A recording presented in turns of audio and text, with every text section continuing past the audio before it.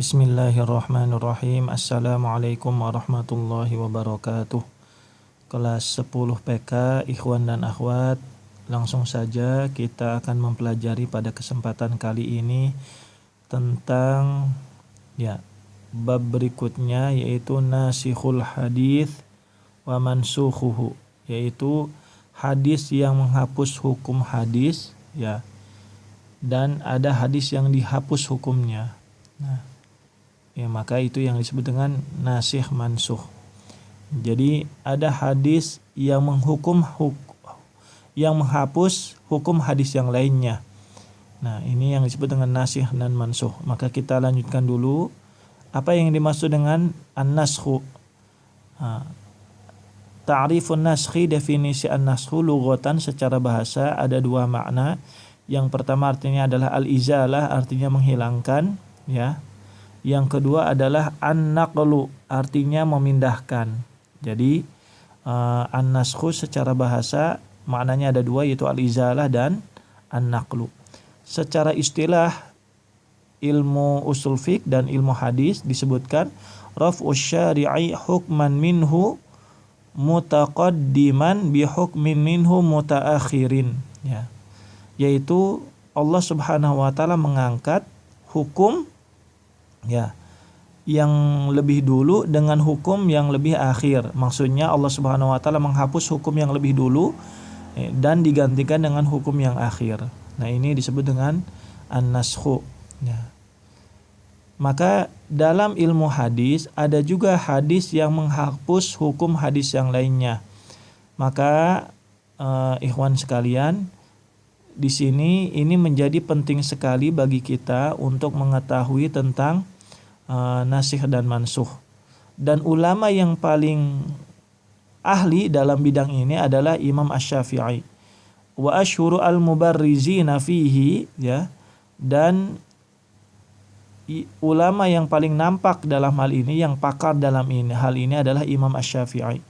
Makanya Imam Ahmad mengatakan,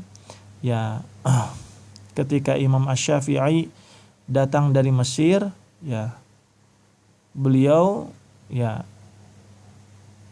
mengatakan, ketika Imam Syafi'i datang dari Mesir, Imam Ahmad mengatakan ke Ibnu Waroh, dan Ibnu Waroh datang dari Mesir. Lalu dikatakan kepada Ibnu Waroh, katabta kutub Syafi'i, apa kamu sudah menulis semua kitab-kitab Imam Syafi'i? Qala la, tidak. Qala faratta, kalau begitu kamu lalai, kamu malas. Kenapa? Ma'alimnal mujmal minal mufassir. Ma'alimnal mujmal minal mufassir wala nasikhul hadis min mansukhihi. Kami tidak mengetahui mana hadis yang mujmal dan mana hadis yang mufassir. Dan kami tidak mengetahui mana hadis yang nasikh dan mana hadis yang mansukh sampai kami duduk bersama dengan Imam Asy-Syafi'i. Nah, ini diakui keilmuan Imam Syafi'i oleh Imam Ahmad. Dan ini adalah ilmu yang paling susah. Sebagaimana Imam Az-Zuhri, Syihabuddin Az-Zuhri mengatakan, a'ya al-fuqaha wa a'jazahum. Ilmu hadis yang bikin capek ulama ahli hadis adalah nasikh dan mansukh. Mereka harus meneliti ulang hadis-hadis, baik hadis yang sahihnya atau hadis yang hasannya, karena bisa jadi hadis tersebut tidak diamalkan karena hadis itu dihapus hukumnya. Seperti itu. Selanjutnya, bima yu'rafu an-nasikh minal mansukh. Bagaimana bisa diketahui hadis itu adalah hadis nasikh yang menghapus hukum, dan hadis itu, apakah hadis itu nasikh atau hadis itu mansukh? Apakah hadis itu menghapus hukum hadis yang lain, atau justru hadis itu dihapus hukumnya oleh hadis yang lain? Yang pertama adalah bitasrih Rasulullah sallallahu alaihi wasallam, dengan keterusterangan dengan hadis Nabi sallallahu alaihi wasallam secara langsung. Seperti hadis Buraidah dalam Sahih Muslim, kuntu nahaitukum an ziyaratil qubur fazuruha fa innaha tudzakirul akhirata. Nah, dulu aku melarang kalian dari ziarah kubur, maka ziarahilah. Kenapa? Karena ziarah kubur itu bisa mengingatkan akan akhirat. Maka hadis-hadis yang menerangkan tentang haramnya atau larangan ziarah kubur itu terhapus hukumnya oleh hadis ini. Yang berikutnya adalah biqauli sahabi, dengan perkataan sahabat. Karena sahabat yang paling tahu kapan hadis itu diucapkan. Seperti perkataan Jabir bin Abdullah radhiyallahu anhu, kana akhirul amrayni min Rasulillah sallallahu alaihi wasallam ya tarkal wudu atau tarkul wudu mimma massatin nar. Ya. Dua perkara yang paling akhir yang diamalkan oleh Rasulullah sallallahu alaihi wasallam adalah beliau tidak berwudu dari sesuatu yang dimasak oleh api. Nah, ini maksudnya adalah apa? Hadis ini menghapus tentang batalnya wudu karena memakan daging onta. Ya. Batalnya wudu karena memakan daging onta. Seperti itu. Nah, kita bisa mengetahui Nabi sallallahu alaihi wasallam mengatakan, ada hadisnya yang mengatakan bahwa ketika sahabat bertanya, ana tawaddau min lahmil ghanam in syi'ta, ana tawaddau min lahmil ibil, qala na'am. Apa kita harus berwudu ketika sudah makan daging kambing?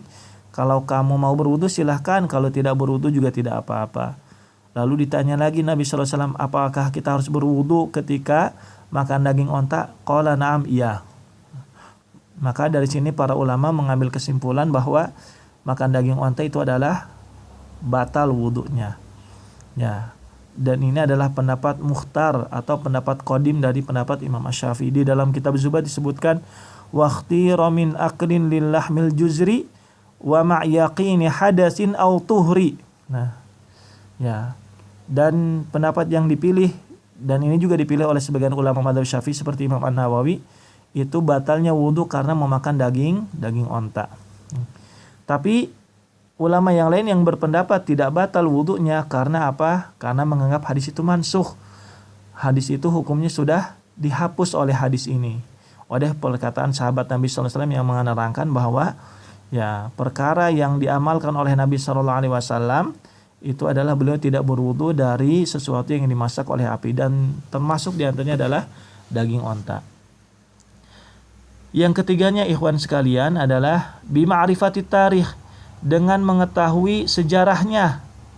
Nah, kita harus mengetahui hadis itu lebih dulu diucapkan atau lebih akhir diucapkan.